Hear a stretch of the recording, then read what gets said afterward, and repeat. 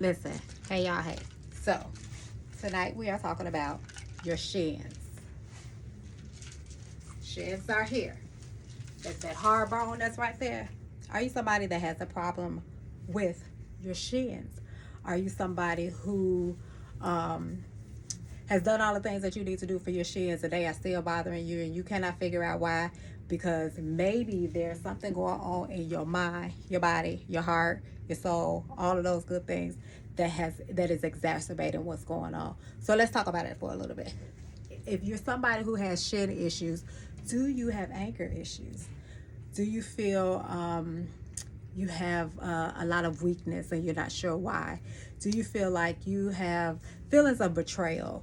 Do you have a victimhood mentality? Are you somebody who is not very loyal? Are you somebody who feels like you deserve self punishment? Do you feel like you're always wanting to get revenge on someone? Do you feel like you're still also wanting to have justice? Are you somebody who is always looking for fairness because you feel like something is being unfairly done to you? If this is you, and you know you've done all of the things, you've been to the doctors, you've been to the ortho doctors, which is a bone doctor, you've been to all of those people, it's still not helping. You're still having these problems, but they really don't know. There might be something going on in your heart, in your mind, that is continuing to have these issues be present in you or be exacerbated in you. So let's talk about some things you could do to help relieve them. As always, if you're under the services of any healthcare providers, whoever you see a doctor for, not just the doctor that's been servicing you for those shins, but any doctors, if you're on any medications, the first thing you want to do is, because we're going to talk about some herbs, you want to make sure that they know you want to try to incorporate some herbal medicines into your regimen. Then you want to go to the pharmacist, and you want the pharmacist to look at what you're currently taking, if you're taking anything, and you want them to tell you whether there are any interactions or anything that could possibly be affecting any one of the medications that you're taking, or any herb that you may consider incorporating into your regular regimen. Then you want to think about some of the things that I'm talking about are too heavy for me to handle on my own, and I may need some services that are outside of that. So you have two choices. You could consider, well, three choices. You could consider a psychologist or a licensed social worker. So those people are your people who will talk you through, give you some more tools that you can use and see if you can get them done. Or you could go and consider a psychiatrist. And so typically with a psychiatrist means that there are some core things that are going on that are very, very deep, that may have you having a chemical imbalance or a mental imbalance that may require you to have additional medications. So that's the difference between the two. As always, check with your employer. They have EAP available. You can utilize those resources. They have so many programs that are out there that can help you decide and figure out which one is the better for you. And then you want to think about, I want to try to get into a more holistic way in which I care for myself. And that is a holistic practitioner. That person could join your care team. They should collaborate with your doctors, where everybody is in communication with one another, so that they can make sure that you get the proper care that you need. Doing that, you always want to make sure that you're, one, doing your research, and two, seeing if this person is covered under your insurance. Some practitioners take insurance, some do not. And so then once you do that, you have to decide, if it is not a insured cover practitioner, are you ready to incur the additional costs that may be associated with that? So think about all of those things. But if you feel like you can do it on your own, let's talk about some things that you can try to do on your own. So, as always, I always talk about journaling, deep breathing, meditation. Those are going to be standard for anything that is going on in your mind and your body. So you want to consider those things. So you want to start to journal. You want to try to journal out, what are those feelings that I'm having? What are those anger issues? How can I get past them? Ask yourself the who, the what, the when, the why, the where of whatever my issues are, or issues, because there may be more than one. Why can't you get past them? And sometimes, like I said, this may be where it gets a little bit too deep for you. But if you can journal through it, if you can work through it, if you can tap into it, if you can figure it out on your own and do the things that you can try to reverse those things, If you can, do them on your own. You know, talk to yourself.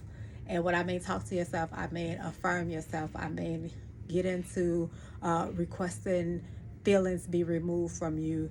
Talk yourself out of those feelings. Affirm the new feelings that you would like to have. Practice every day that person or those feelings that you want to have around you and on you and things of that nature, because we are who we talk ourselves into being. We sometimes have to be something that we are. No, that's not phony. That just means that now I'm reprogramming myself to be something that I need. I want to release these feelings, release these thoughts, release these habits, so that one, them shins could stop hurting, and then two, you could just feel, feel better. It's like a twofer. You get whatever those issues are relieved, and then you might get whatever your physical issue relieved all at once.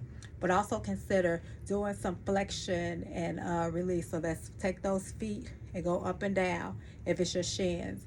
Massage, warm baths, rubbing and just giving love to that particular area and telling it thank you, telling it that it's healed, telling it that it's all, whatever that area is, that it is okay. Remember, your hands are very powerful, and sometimes it helps to move energy around that is just stagnant in your body. So y'all, let's talk about my favorite part. We're going to talk about these herbs. We're going to talk about what the herbs do, how to utilize them. But always remember, if you are currently taking any medications, let your doctors know. Talk to the pharmacist, please. Those are two things that are a must. And again, this is for educational purposes. I want you to also do your own education. I want you to do your own research, because what I'm telling you is just a very small snippet of what a herb potentially can do. So I'm talking about the shin. So when I'm talking about this, I'm talking about it specifically to your shin or your bone. But there may be some other areas in which a herb can work, and so that's why you want to be very careful with it. So the first thing that we're going to talk about is horsetail. Horsetail is a herb that is rich in celiac, and it is going to help to strengthen your bones. It is going to help to strengthen those connective tissues and just make it just overall in good health. Nettles is going to boost your calcium, boost your magnesium, and it is going to help with the bone muscle, the muscle around the bone.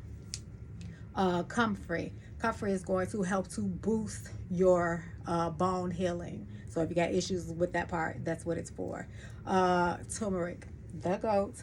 This is going to help with any inflammation that you may be having, and it also is great for shin splint repair. Then we have baswale. So baswale is going to decrease any inflammation that you may have in your joints, and by way of decreasing any pain that you may have associated with your joints, but you feel it in your bones. Ginger, another goat. This is going to it helps to decrease pain and boost the circulation.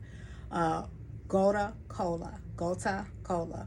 This is going to help to enhance your connective tissue repair and enhance your blood flow. Then we have Devil's Claw. Devil's Claw is going to help to relieve any pain, specifically in your lower extremities. It helps to take away any inflammation that you may be having. And then we have licorice root. This is an adrenal health supporting herb, and it also helps to decrease any inflammation. So adrenals functions have so many functions that are related to so many different things. So you want your adrenals to be functioning properly, and so that's why that makes sense. And so then we have arnic, and so arnic is one of those ones that you use topically only, and this is going to help to boost any healing, like if you got some bruises or you got some scarring and things of that nature. So that is what that's for. So those are 10 herbs that you could use. Add to your regimen. Do your own research. Talk to the pharmacist. Talk to your doctors. Do not start anything on your own. Don't just say, oh, Taushie told me and I should just be starting. No. Do your own work. But if your shins are hurting you and you got issues with your shins and this is something that helps you, kudos to you.